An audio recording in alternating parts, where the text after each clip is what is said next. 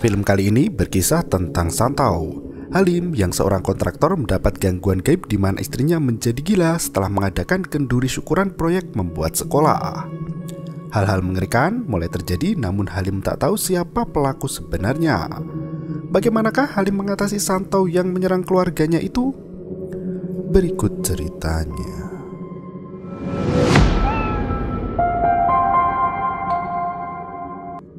Film dimulai dari seorang dukun yang tengah melakukan sebuah ritual untuk mengirim Santau. Dengan jeruk purut, dukun itu merapalkan mantra dan mengirim Santau untuk membuat celaka orang. Di suatu hari, kala itu Halim tengah mengadakan kenduri syukuran karena ia mendapat proyek membangun sekolah. Tak berselang lama, Hussein, sahabat sekaligus tetangga dari Halim, datang bersama dengan istrinya yang bernama Ana. Nina, istri dari Halim, segera menyambut mereka dan mengajak Ana masuk ke dalam dan membiarkan Hussein mengobrol dengan suaminya. Ana membawa sup bubur kacang hijau kesukaan Hussein. Nina pun menerima bubur kacang hijau itu. Hussein kala itu menyoroti rumah dari Halim yang terlihat sudah kuno. Halim sendiri memang sudah lama ingin merenovasi rumah agar terlihat lebih cerah dari sebelumnya. Man, tetangga Halim pun datang bersama istrinya yang membawakan lemet. Nina menyambut kedatangan tetangga mereka itu dan segera masuk rumah. Cepatlah makan. Duduk dulu. Nanti saya ambilkan makanan ya. Ia mengambil bubur kacang hijau yang dibawa Ana untuk dimakannya. Karena semua tamu sudah datang, Halim mengajak Hussein dan Man masuk ke dalam. Anehnya, Man hanya termenung memandang sekitar dengan tatapan yang sangat mencurigakan. Ia seolah melihat ada hawa jahat di rumah itu. Hussein mengajak Halim masuk ke rumah dan ia menawarkan bubur kacang hijau yang dibawanya karena ia tahu Halim sangat menyukai bubur kacang hijau itu. Sayangnya Halim tak mengambil burjo itu dan memilih mengambil lemet yang dibawa oleh Man dan istrinya. Hussein justru melihat ke arah Nina yang tengah asik memakan bubur kacang hijau yang dibawa istrinya. Ketika Halim hendak menyantap lemet yang sudah berada di depan mulutnya, Nina meminta suaminya untuk mengajak Man masuk ke dalam karena acara sudah akan dimulai. Halim segera memanggil Man yang tengah berkomat-kamit membacakan mantra di depan rumah Halim. Sore itu di dalam rumah, anak dari Nina dan Halim merasakan ada hawa mengerikan di dalam rumahnya. Anak itu mendengar suara-suara aneh yang ada di kamar di lantai 2. Aisyah masuk ke dalam kamar itu dan melihat kolong tempat tidur, ternyata sosok makhluk mengerikan sudah menunggunya. Beberapa hari kemudian, malam harinya hujan turun dengan sangat lebat. Halim berpamitan pada istrinya untuk pergi ke kantor karena harus menyelesaikan beberapa dokumen. Karena deadline sudah mepet, meski kala itu Halim tengah demam, ia tetap memaksakan diri untuk berangkat bekerja. Sebelum Halim pergi, Nina merasakan ada yang di tenggorokannya. Halim pun bergegas pergi pamit dan berangkat kerja di tengah hujan yang menderu. Halim yang berada di dalam mobil tak melihat ketika ada seseorang berada di depan mobilnya. Orang itu pun menghilang begitu saja dan Halim berangkat menuju kantor. Sementara itu di tempat lain, dukun kembali mempraktekkan ilmu hitam dengan foto dari Halim. Yang sudah sampai di kantornya bergegas menyalakan lampu dan menuju ke ruangan. Sekelebat bayangan seseorang melintas di belakangnya, namun Halim tak mempedulikan hal itu. Baru duduk sebentar di meja kerja, Halim merasakan ada yang mengganjal di tenggorokan. Halim pun mulai membuka dokumen dan ia mulai merasakan ada yang aneh, namun Halim tak memusingkan hal itu. Sementara di dalam rumah, Aisyah yang tengah bermain bersama bonekanya tiba-tiba melihat pintu kamar mandi yang terbuka. Penasaran dengan hal itu, Aisyah mendatangi pintu tersebut dan meminta mainannya untuk dikembalikan. Gadis itu justru kebingungan dan bertanya kenapa makhluk itu matanya berwarna putih. Melihat anaknya berbicara dengan seseorang, Nina mendatangi Aisyah dan bertanya dengan siapa Aisyah berbicara karena hanya ada mereka di dalam rumah itu. Sementara Halim yang merasa kehausan pun mengambil air minum yang sudah tersedia di sana. Sebelum minum air putih yang ada di gelas, Halim membaca basmalah, namun tiba-tiba gelas kaca itu retak dan pecah seketika. Ia melihat ada sosok yang berada di seberang ruangan. Di dalam rumah, Nina mengambil kelereng milik Aisyah. Tiba-tiba Aisyah ketakutan melihat bayangan di atas ibunya yang masuk ke dalam tubuh Nina. Nina merasakan kesakitan di bagian perut secara tiba-tiba. Sementara itu, lampu di kantor Halim mati. Dengan menggunakan penerangan HP, ia mengecek saklar namun listrik tidak turun. Halim dikejutkan dengan OB yang tiba-tiba muncul di belakangnya. Pria bernama On itu bertanya apa yang dilakukan bosnya malam-malam di dalam kantor. Tentu Halim mengatakan jika dirinya sedang bekerja. On memberitahu jika hari itu adalah malam Jumat dan menanyakan apakah bosnya tidak takut dengan hantu. Halim yang merupakan orang skeptis tak mempercayai hal itu dan ia justru menantang jika hantu itu benar ada. Ia ingin berjumpa dengannya. Halim menanyakan proyek mana lagi yang bisa tembus untuk ia kerjakan. On justru mengatakan jika dirinya tidak takut dengan hantu juga, tapi takut dengan orang yang mengantar hantu pada bosnya itu. Menurutnya, orang Melayu pantang melihat orang lain berjaya. On memperingatkan Halim untuk berhati-hati karena ada orang yang mengirim teluh pada Halim dan ingin memporak-porandakan keluarga bosnya itu. Halim yang mendengar hal itu cukup terkejut dan ia tak bisa berkata-kata. Tiba-tiba Nina menelpon suaminya yang tengah kebingungan. On kembali memperingatkan jika setan mendengar apa yang mereka katakan. Halim yang mendengar peringatan dari On justru mengabaikan perkataannya dan meminta On untuk tidak sering menonton film horor. Halim menjawab telepon dari Nina yang memintanya untuk segera pulang karena ia merasa sakit. On yang berada di belakang Halim tiba-tiba sudah menghilang begitu saja. Halim kebingungan mencoba mencari On di mana-mana namun tak ketemu. Dia pun bergegas mengambil jaket dan bersiap untuk pulang. Dalam papan absensi, terlihat On sedang cuti selama seminggu. Halim tak sadar dengan siapa yang diajak bicaranya barusan. Sesampainya di rumah, Halim bergegas mencari keberadaan istri dan anaknya. Halim melihat Nina yang tengah menonton TV namun dengan duduk secara terbalik di mana kepalanya berada di bawah. Halim tak sadar dengan keanehan itu dan justru ikut-ikutan duduk seperti istrinya. Halim bertanya pada Nina yang tadi mengatakan jika sakit, apakah sekarang sudah sembuh? Nina hanya menjawab singkat jika dirinya sudah sembuh. Halim pun mengajak Nina untuk pergi ke dokter Prakas esok hari untuk mengecek kandungan, siapa tahu Nina tengah hamil. Nina sekali lagi menjawab dengan singkat. Halim mengatakan jika dirinya kelaparan dan Nina hanya mengisyaratkan dengan tatapan jika di meja ada makanan. Segera Halim mengambil makanan itu dan makan dengan lahapnya. Halim yang melihat makanan itu berupa mie goreng yang sangat enak, namun sebenarnya makanan yang Halim makan adalah belatung dan cacing. Halim dengan lahap memakan makanan itu hingga habis tak bersisa. Sementara itu di tempat lain seorang dukun kembali mengirim teluh pada Halim. Ia juga memberi makanan saka peliharaannya yang bertugas mengantar santet agar keluarga Halim menjadi kacau. Pagi harinya, Halim membawa istrinya ke dokter Prakas untuk mengecek keadaan. Dokter itu memberitahu jika Nina mengalami gastrik yang menyebabkan perutnya sakit. Sayangnya, Nina sama sekali tidak menunjukkan adanya tanda-tanda kehamilan.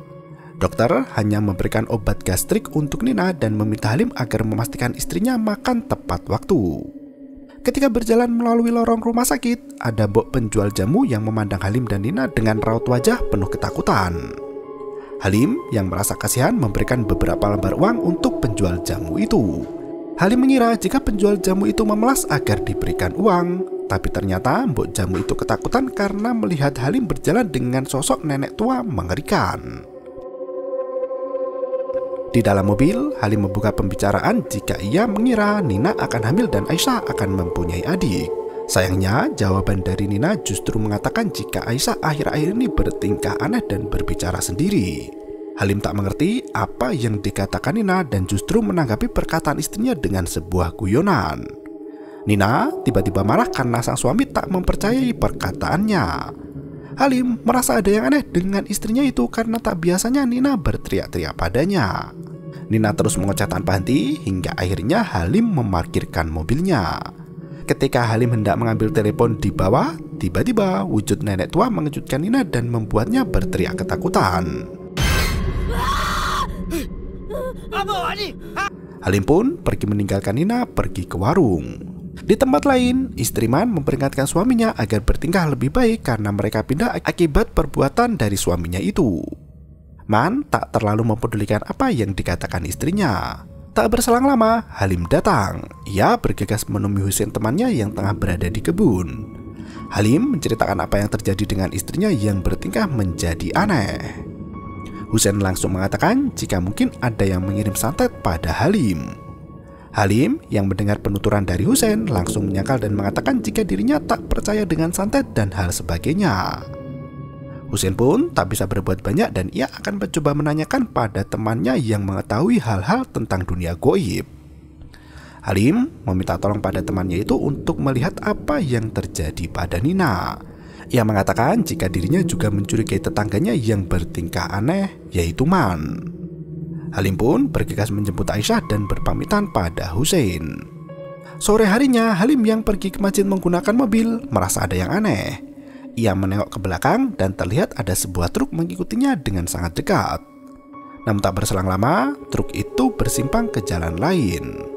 Setelah salat maghrib, Halim bergegas pulang dan menyapa salah satu tetangga yang baru saja keluar dari rumah sakit. Sementara itu, di dalam rumah, Aisyah yang tengah menggambar merasakan ada hal yang aneh tiba-tiba. Aisyah berlari ketakutan menemui ibunya yang tengah memasak di dapur. Nina yang terkejut dengan teriakan dari anaknya menumpahkan makanan yang ia masak. Nina langsung marah besar dan mengatai anaknya dengan perkataan yang buruk. Nina yang bertingkah aneh meminta Aisyah untuk memunguti telur-telur yang telah ia masak karena ia ingin memakannya. Takut dengan kemarahan ibunya, Aisyah hendak mengambil telur itu, namun ada tangan setan yang meraih telur yang berserakan di lantai. Aisyah mencoba melihat melalui kedua kakinya sosok mengerikan itu, namun ternyata yang dilihatnya adalah sang ibu yang makan telur di lantai dengan sangat lahapnya. Di tempat lain, Halim mampir ke warung membelikan ayam goreng untuk Nina. Ketika Halim hendak masuk ke dalam mobil, ia terkejut karena truk yang mengikutinya tiba-tiba parkir di dekatnya. Halim menunggu dengan was-was yang ternyata sopir itu adalah Husein. Teman Halim itu meminta maaf karena tadi ia mengikuti Halim dan tidak memberikan tanda. Husein mengatakan jika ia sudah menemui temannya yang mengerti tentang dunia pergoiban dan akan membantu Halim mengatasi masalah yang terjadi. Halim merasa senang mendengar hal itu dan ia pun bergegas untuk pulang ke rumah. Sesampainya di rumah, Halim menutup jendela yang terbuka dan ketika jendela itu ditutup, bayangan kaca memperlihatkan sosok wanita tua tengah makan dengan beringasnya. Halim balik badan dan yang ia lihat adalah sosok Nina yang tengah makan di meja makan. Nina makan seperti orang yang sudah tidak makan selama beberapa hari. Bahkan ketika Halim memberinya ayam, Nina langsung mengambil ayam itu dan memakan semuanya. Ketika Halim memegang tangan Nina, tiba-tiba Halim yang ketakutan sampai tersungkur ke lantai. Ia mencoba tetap tenang dan menanyakan di mana keberadaan Aisyah. Ternyata kala itu Aisyah tengah duduk di tangga sembari menundukkan kepala. Ketika Halim menyapa anaknya itu, tiba-tiba wajah Aisyah berubah pucat dan mengerikan. Halim ketakutan dan wajah Aisyah kembali normal dan memeluk anaknya itu. Ia segera membawa Aisyah kembali ke kamar. Malam itu Halim mencoba menenangkan diri dengan membasuh mukanya di wastafel. Tak berselang lama, Nina datang dan menanyakan makanan yang dibawa Halim. Nina meminta maaf karena ia ketiduran dan tak mengetahui jika sang suami telah pulang. Nina mencoba menggoda suaminya itu, namun Halim melihat sosok istrinya sebagai nenek tua. Halim sangat ketakutan, namun untungnya semua itu hanya mimpi. Pagi harinya, Halim berdoa pada Allah meminta perlindungan agar keluarganya dijauhkan dari mara bahaya. Ia berpamitan pada Nina untuk berangkat kerja dan akan pulang ketika sore hari. Ketika Halim turun ke bawah dan hendak memakai sepatu, tak sengaja kakinya menginjak telur yang sudah matang. Aisyah yang hendak berangkat sekolah melihat telur itu sangat busuk, penuh dengan belatung dan berwarna merah. Di depan rumah Halim, Man membacakan doa seolah melihat hal-hal gaib mendatangi rumah itu. Nina yang masih tidur karena tak enak badan terbangun karena ada yang menggerakkan tempat tidurnya.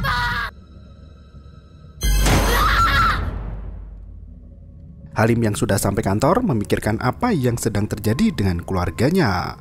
Tiba-tiba ia mendengar suara berisik dari bawah meja dan ternyata itu adalah On yang tengah membersihkan pecahan kaca. On melihat tangan Halim yang lebam dan menanyakan apa yang terjadi. Halim justru terkejut mengetahui hal itu dan ia menceritakan mimpi mengerikannya semalam. On langsung menyarankan Halim untuk menemui Ustadz karena ia merasa ada yang mengerjai Halim. Halim bertanya tentang apa yang mereka bicarakan di malam Jumat lalu. On justru terkejut karena selama ini dia cuti selama seminggu dan baru kembali bekerja hari itu. Dari luar ruangan terdengar suara wanita yang berteriak yang mengejutkan mereka berdua. Halim yang mendengar penuturan dari On merasa bingung. Sebelum pergi, On memperingatkan Halim agar segera menemui Pak Ustadz sebelum semuanya terlambat. Di dalam rumah, Nina turun ke bawah dan langsung memakan telur yang sudah berubah menjadi merah. Man yang berada di sana membacakan doa untuk menangkal gangguan dari makhluk halus yang mengganggu Nina. Wanita itu pun akhirnya tersadar dengan apa yang terjadi. Ia bergegas menelpon Halim dan memintanya untuk segera pulang karena ketakutan. Halim yang kala itu tengah dalam perjalanan meminta Nina untuk mengambil surat Yasin di dalam laci meja dekat ranjang. Sosok-sosok makhluk halus mendatangi Nina untuk memberikan teror mengerikan. Perjalanan Halim kala itu sempat terhambat oleh mobil yang mogok di tengah jalan. Sementara makhluk-makhluk halus mulai menyerang Nina.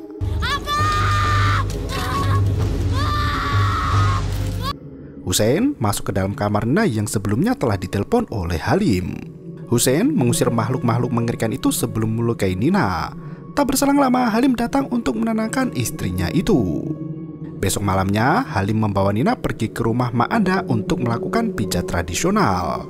Mak Anda terkejut melihat tubuh Nina yang penuh luka dan muncul borok mengerikan di punggungnya. Ketika Mak Anda mencoba menanyakan apa yang terjadi, Nina justru menatapnya dengan penuh kengerian.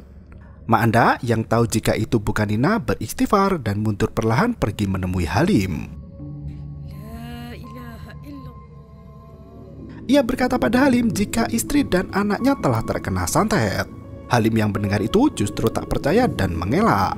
Ia mengatakan jika tak ada orang yang iri padanya selama ini. Mak Anda memberitahu orang yang mengirim santet tak akan pernah mengaku. Halim menunjukkan luka di tangannya dan hal itu mengejutkan Mak Anda. Halim mengatakan jika ia sudah pergi ke rumah sakit namun dokter mengatakan jika tubuhnya baik-baik saja.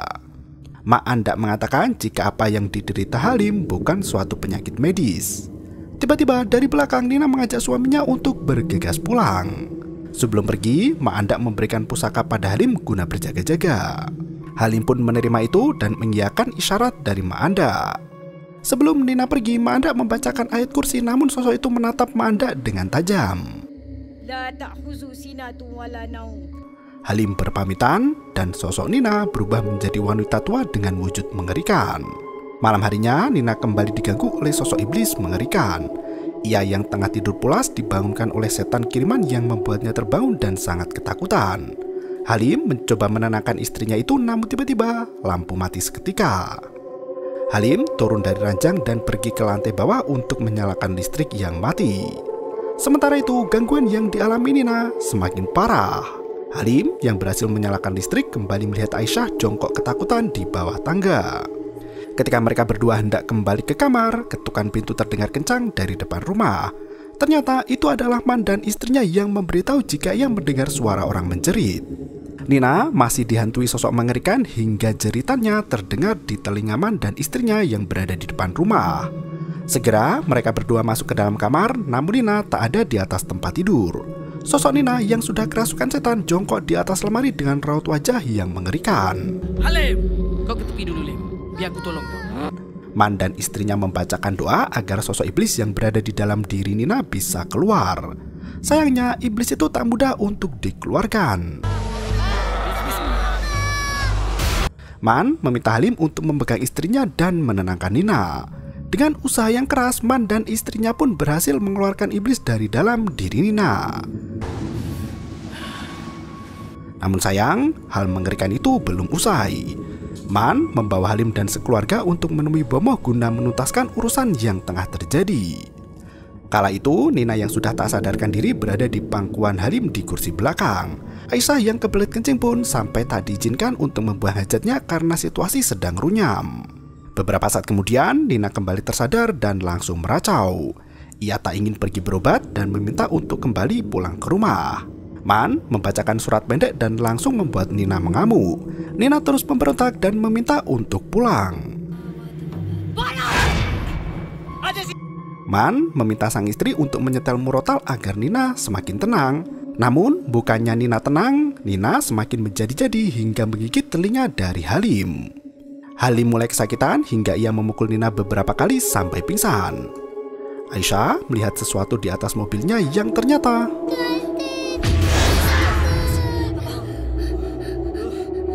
sesampainya di tempat tujuan, Nina segera dibaringkan untuk diobati oleh Bomoh kenalan dari Man. Setelah tubuhnya ditutupi kain jarit, Bomoh itu mulai membacakan mantra. Tiba-tiba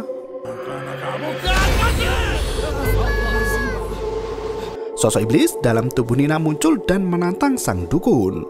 Pertarungan pun mulai terjadi di mana sang dukun hendak membinasakan sang iblis.